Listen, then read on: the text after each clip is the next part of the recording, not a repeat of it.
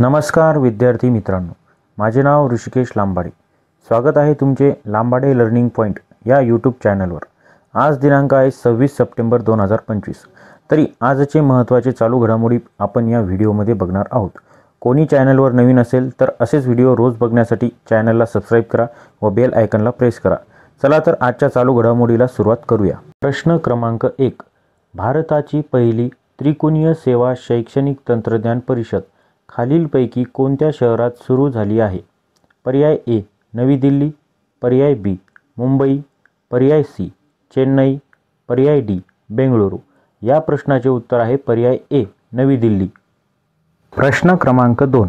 सन 2025 मध्ये प्रोजेक्ट विजयकचा 15वा स्थापना दिवस खालीलपैकी कोणी साजरा केला आहे? पर्याय ए संरक्षण मंत्रालय, पर्याय बी सीमा रस्ते संघटना, पर्याय सी आरोग्य मंत्रालय, पर्याय डी DRDO. या प्रश्नाचे उत्तर आहे पर्याय बी सीमा रस्ते संघटना. प्रश्न क्रमांक 3. सलग 3 वेळा महिला बॅलन डी'ओर पुरस्कार जिंकणारी पहिली महिला खेळाडू कोण बनली आहे? पर्याय ए अलेसी रुसो, पर्याय बी हैना हॅम्प्टन, पर्याय सी सरीना वेगमन, पर्याय डी एताना बोनमाटी. या प्रश्नाचे उत्तर आहे पर्याय डी एताना बोनमाटी. बघा इथे त्यांची इमेज दिलेली आहे. एताना बोनमाटी यांची. त्यांनी सलग 3 वेळा बॅलन डी'ओर पुरस्कार जिंकला आहे. त्या स्पेन देशाच्या आहेत. स्पेन हा देश युरोपमध्ये येतो. प्रश्न क्रमांक 4. दिल्ली येथील राष्ट्रीय संग्रहालयातून चोरी झालेली डान्सिंग गर्ल मूर्ती खालीलपैकी कोणत्या ठिकाणाशी संबंधित आहे? पर्याय ए धोलावीरा, पर्याय बी मोहेंजोदारो, पर्याय सी कालीबंगन, पर्याय डी राखीगढी. या प्रश्नाचे उत्तर आहे पर्याय बी मोहेंजोदारो. या मूर्तीविषयी काही अधिक माहिती. अर्नेस्ट मेके यांनी 1926 मध्ये मोहेंजोदारो येथे या मूर्तीचा शोध घेतला होता. ही मूर्ती कास्य धातूपासून तयार झालेली आहे. ही मूर्ती 10.5 म्हणजे 10.5 सेंटीमीटर उंच आहे. ही मूर्ती एक नग्न तरुणीचे चित्रण करते जी आत्मविश्वासाने एक नैसर्गिक पोजमध्ये उभी आहे. 1922 मध्ये RD बॅनर्जी यांनी मोहेंजोदारो या संस्कृतीचा शोध लावला होता. बघा या इमेजमध्ये तुम्ही डान्सिंग गर्लची मूर्ती बघू शकता. प्रश्न क्रमांक 5. संयुक्त राष्ट्राने जागतिक शाश्वत विमा मंडळाच्या भारतीय वंशाच्या पहिल्या महिला अध्यक्ष म्हणून कोणाला नियुक्त केले आहे?